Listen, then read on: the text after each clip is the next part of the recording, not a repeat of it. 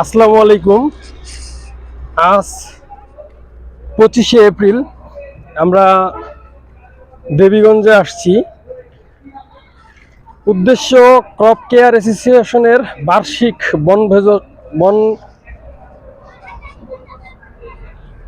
বনভোজন পিকনিকের উপলক্ষে দেবীগঞ্জ ডিসি পার্কে অনেক সুন্দর পরিবেশের মধ্যে আজকের বার্ষিক বনভোজনটি হচ্ছে এবং সবাই বিনোদন নিচ্ছে ডিসি পার্কে।